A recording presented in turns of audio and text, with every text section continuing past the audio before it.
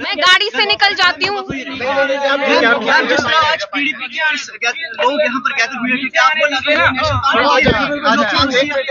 मैं बाहर ऐसे निकलूं?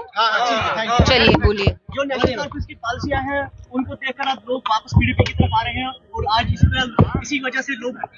मुझे आपका ना कुछ दिख नहीं रहा है, 1 मिनट, आपका चेहरा भी नहीं दिख रहा है, ऐसे कर लीजिए प्लीज।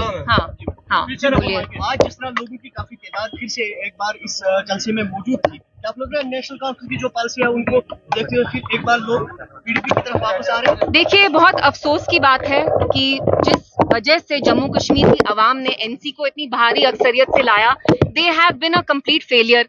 ना वो 370 के बारे में बात करना चाहते हैं, ना ये यहाँ पे स्पेशल स्टेटस जो जिस बातों पे इनने वोट लिया था वो कहीं ना कहीं अब वो मुद्दे छोड़ रहे हैं। और जो बीजेपी का एजेंडा है एनसी वही चला रही है। बीजेपी के एमएलए वक्फ पे बात नहीं करते, एनसी के एमएलए और चीफ मिनिस्टर भी वक्फ पे बात नहीं करते, स्पेशल स्टेटस पे बात नहीं करते हैं, स्टेटहुड पे ही बात करते रहते। तो कहीं ना कहीं NC has failed to deliver.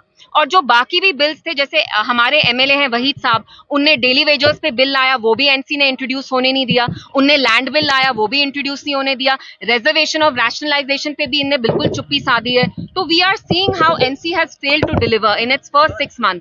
दौलत साहब की किताब को किस तरीके से देखते हैं? काफी सारी बातें उसमें आई और उसके बाद काफी रिएक्शन भी सामने आया। एक किताब के शाया होने के बाद कल से 4 इंटरव्यू दौलत साहब के साथ। देखिए, इट्स वेरी सैड। मुझे तो हैरानगी हो रही है कि एनसी दुल्लत साहब को कैसे डिसोन कर सकते हैं। ये वही दुल्लत साहब हैं जो अब्दुल्ला के फैमिली मेंबर जैसे हैं। जब उमर साहब की स्वेरिंग इन हुई तो वो भी दुल्लत साहब ने अटेंड की and he knows the Abdullah very intimately. वो इनकी हर एक बात जानते हैं। और जैसा कि दुल्लत साहब ने कहा, ये बिल्कुल सच है कि प्राइवेटली एनसी सपोर्टेड, फारूक साहब supported the abrogation of article 370।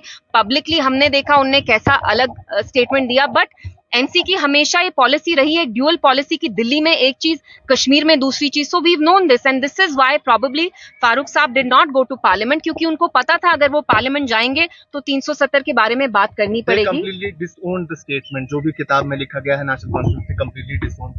Well, that doesn't matter because like I have already said, Dullat Sahab has known Abdullah's the entire family very privately in a very intimate manner, so he knows all the inside secrets, as you would say.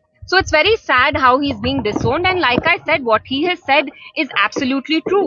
Because हमने खुद भी देखा जब NC की अब 50 MLA आए भी हैं, कहाँ है रेजोल्यूशन 370 पे, कहाँ है रेजोल्यूशन स्पेशल स्टेटस पे? क्योंकि उनकी बीजेपी के साथ एक अंडरस्टैंडिंग है कि वो इन चीजों को नॉर्मलाइज करेंगे, लेजिटिमाइज करेंगे। वक्त का मसला अभी पूरे हिंदुस्तान में चल रहा है, लेकिन सुप्रीम कोर्ट में हाल ही में कुछ पॉइंट्स पे डिस्कशन हुआ। क्या आपको लगता है कि judiciary can bring the justice?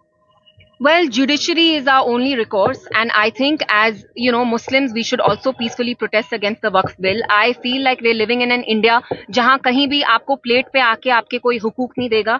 आपको अपने हुकूक, अपनी इज्जत, आपको